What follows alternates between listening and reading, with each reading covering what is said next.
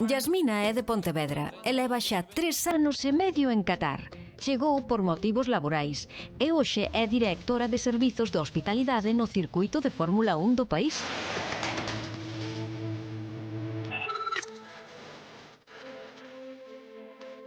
Esta pontevedresa instalou en Qatar a súa vida coa súa familia, coa que comparte esta experiencia tan diferente e enriquecedora. Con ela coñeceremos algunha das modernidades máis sorprendentes de Doha.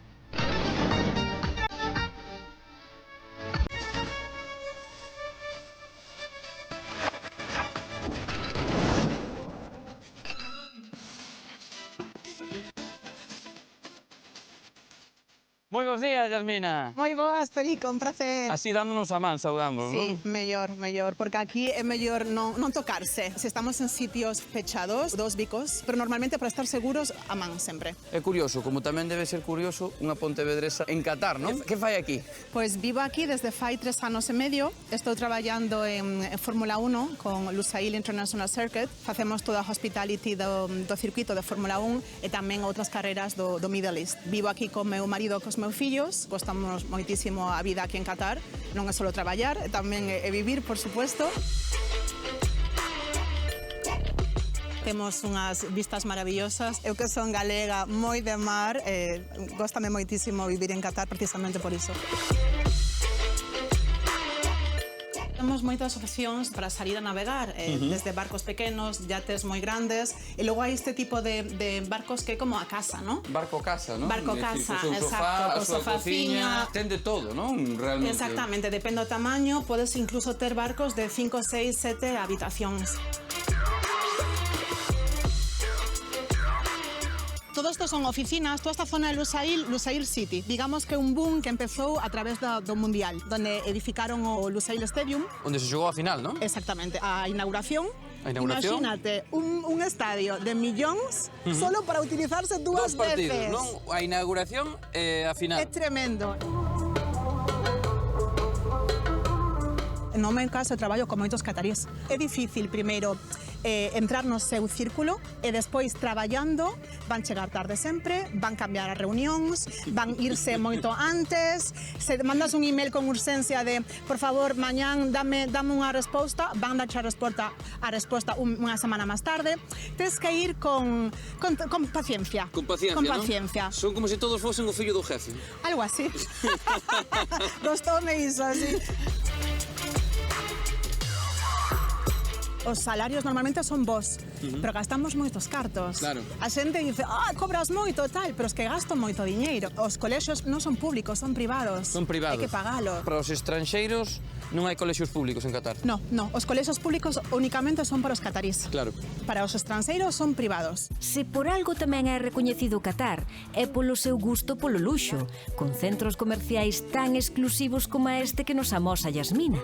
Hai moitísimos centros comerciais para o pequeno que é o país, para o pequeno que é Doha. Eu non sei, pero haberá máis de 50 centros comerciais. 50 centros comerciais. Sí, seguramente. Porque non temos esa vida da rúa, de vou pola rúa en Pontevedra, pola Peregrina, por Bonito Corval, Claro. Vou cas tendiñas. Non hai eso, porque esa vida non existe aquí. E a sociedade catarí é moi consumista ou non? Moitísimo.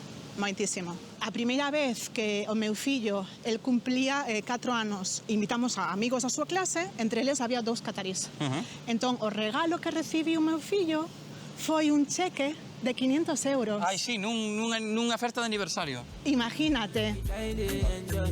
Este centro comercial é tan grande que hai que moverse en carriño dun lado para o outro. Ver para crer.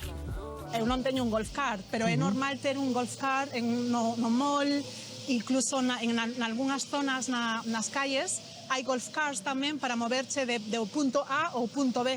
É unha experiencia tamén, non? É unha experiencia. Son cousas que coa óptica dala, pois son surrealistas. Imagínate por Pontevedra na Rúa Peregrina co golf cart.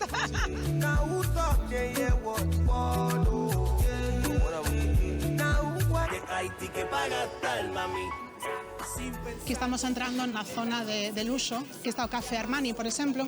Isto xa é outro barrio dentro do centro comercial, non? Exactamente. Que barbaridade. Fíxate, que bonito as bóvedas. Aquí un cafeciño Armani, uns 20 euros, máis ou menos. Un café de Armani, non sabía nin que existía ese concepto. Existe. Hoy nos vamos de shopping, compra lo que quieras. Louis Vuitton, Dior, Prada, Sí, Cartier. Por onde empezamos? Calquera cousa. Regaliño para- Non trouxen solto. Hoxe non trouxen solto, pero debería... Quedou unha carteira na casa.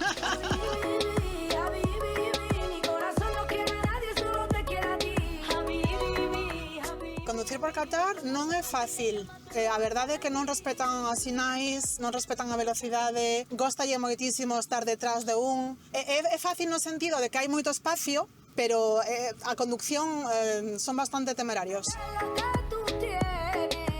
Os semáforos tardan moitísimo. Podes estar 15 minutos prácticamente parado. E tamén unha cosa curiosa aquí en Qatar, cando sae o emir ou algún outro membro da familia real, cortan o tráfico.